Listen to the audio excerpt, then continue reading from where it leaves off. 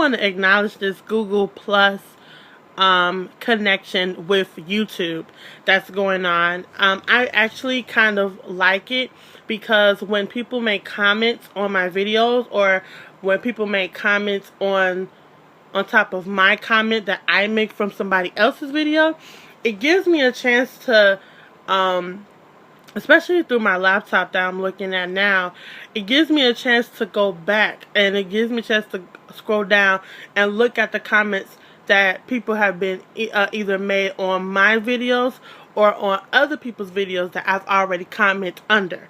So it gives me a easier access to certain things like that, because I noticed that a lot of people who have a bigger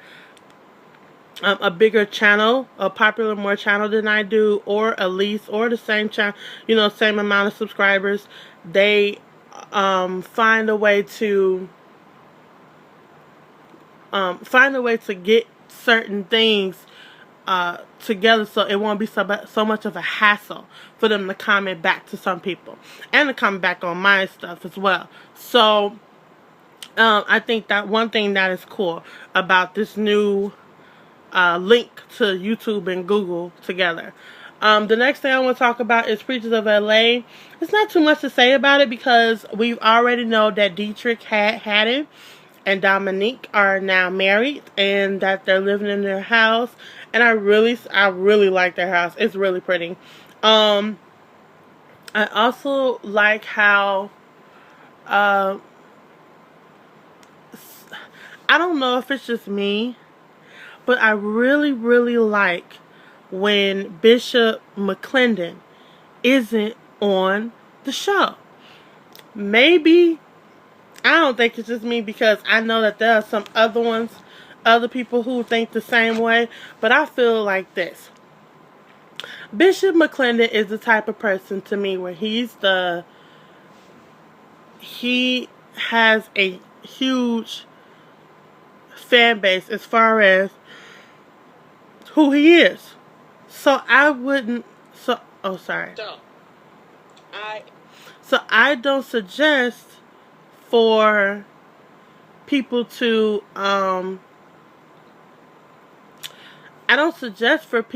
really look forward to him being on the show.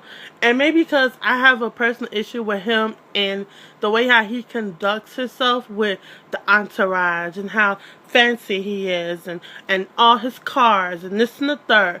It's like you're throwing Christians under the bus. But like I said in my last video of Preachers of LA episode 1 and 2, I said that this show here does not represent the entire Christian population, the entire Christian race. So, and like I said, and I stand by it fully, that even preachers like Noel Jones, that isn't married anymore and who has a lady friend or whatever, and she's thinking one way and he's thinking another, that's not showing what a Christian person is, or what Christians really go through, or not so much as go through, but conduct themselves that way. So I don't feel like, and I'm going to keep saying it, I don't feel like this show is showing a bad representation of the Christian community, because that is not of the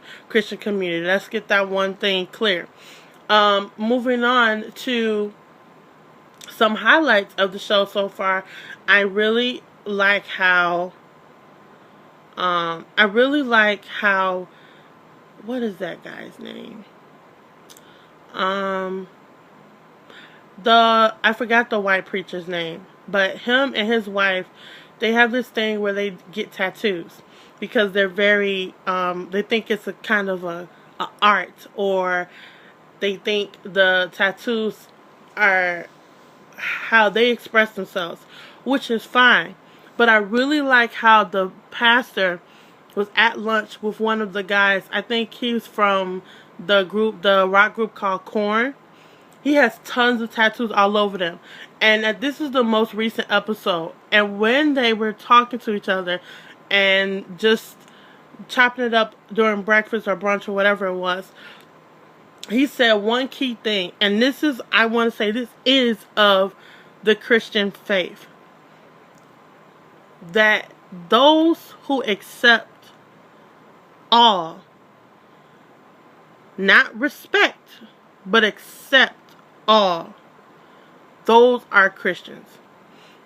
I may not like what you do. I may not like your actions. But if God accepts me, but if he accepts me, which he does, and I accept him because he is my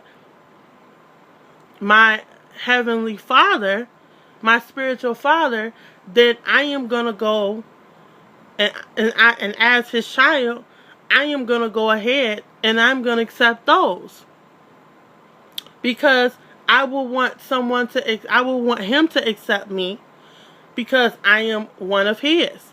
So I really like how the guy from Korn, I think he's the guitarist or the singer, I forgot which one is he, what role does he play in Korn, but he made a valid point, and he said that's what the pastor does. He accepted him. The pastor said half of his church has tattoos, and so for not Khadijah, daggone it, I forgot her name because it's been so long since I watched the show. She didn't want her husband to, one of the black ladies, I forgot her name, but it wasn't Bishop McClendon's wife, and it wasn't the other bishop's wife. It was, oh shoot, I forgot. I have to start writing this down, you guys. But the lady who had the tea party, there we go. The first lady who had the tea party, she didn't want to get tattoos. And her husband was the pastor, and he wanted one. He wanted to at least experience it because he's never experienced it before.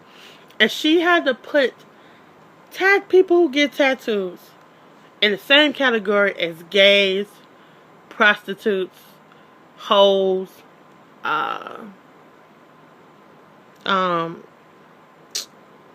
all kinds of stuff. And I said, getting tattooed or a tattoo isn't a sin.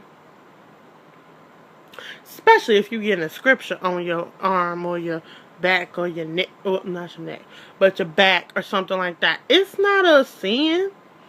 Now, I will say being a prostitute is a sin. Because your body is a temple.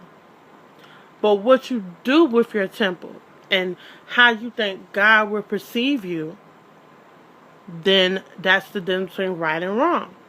That's like being a hoe is a sin. Because you're being a prostitute to a certain degree, because you're giving yourself up. You're giving your body up when you're not supposed to. So, and it's bluntly wrong. Come on now. We don't have to always, and I'm going to say this, and even though I'm a full believer, and I am a Christian, like I said in my other video, I am a Christian, and all the time, I do make sure I show that to people. I don't have to carry my, 18-pound Bible with me for you to know. But I do, there are some times where I do slip up. There are some times when I do get angry, but that's human nature. But I try to channel that certain energy into something that's positive. And these past couple of episodes have taught me that this show isn't just what I thought it was about. It's really about people knowing that some Christians, I'm not going to say all because I don't know them all, some Christians, at least the ones I know, they are really trying to do their best to make sure God is happy, to make Jesus Christ, to make sure Jesus is happy. And he's happy with what we're doing. That's like, if you have your own belief, you will want whoever that you serve to be happy. Rather it's your man, or rather if it's God, or rather if it's Buddha, whatever. But for me, I make sure that what I'm doing and my gift that I was given, or many gifts that I was given, I want to make sure that I am doing the best I can.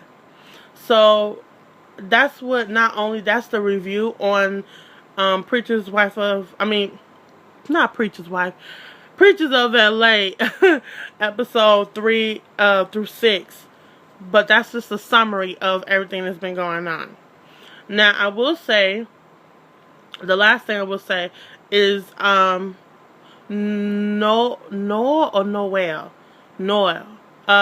Miss Pastor Jones. He has to take a step away from Loretta. I remember that name. Has to take a step back from Loretta. That's what I don't think his therapist fully said that, but I think she was leading to that, and I think that's what he just ended up as the conclusion for what he needs to do with his life. I will say that McClendon is seeing more that his children are really professing in their gifts, whether it's music or preaching. So I think that was a good highlight of the show so far. And I also liked how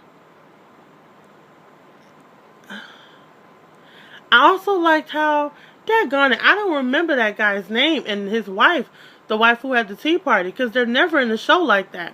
But well, not never in the show, but they're not in the show that often.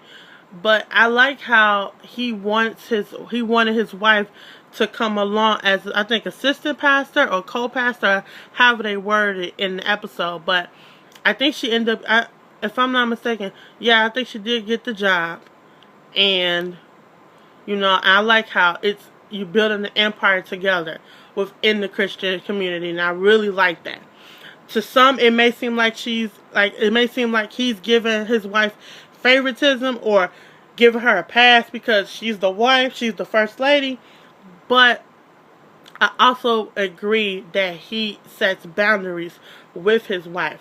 When you're doing work, you're doing work. When we come home, it's you and me.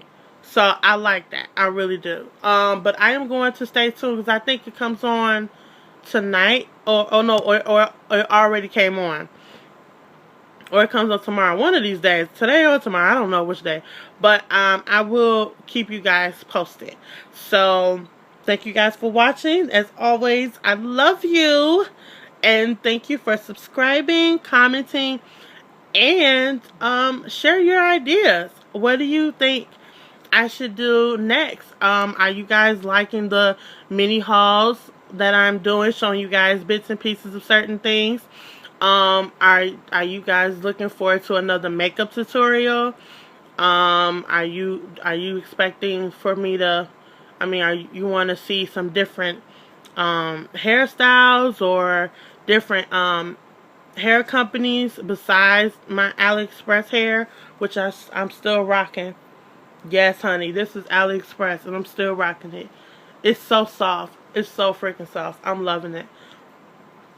But, you know, comment down below what you guys think. And comment down below what you guys are, you know, what are you requesting. So, yeah.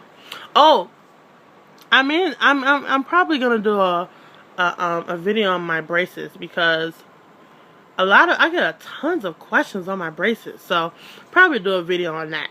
So yeah, talk to you guys soon in the next video. And that's, again, like I said, I love you guys. Thank you for subscribing, and please go ahead and email me if you ever need a video, a wig made, or if you already have a wig and you want me to reinvent it.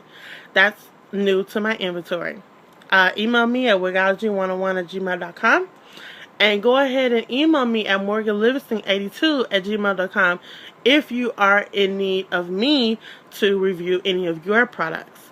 I will get that as soon as possible, and we can get this ball rolling. So thank you guys for watching, and I'll see you guys in the next video. Bye!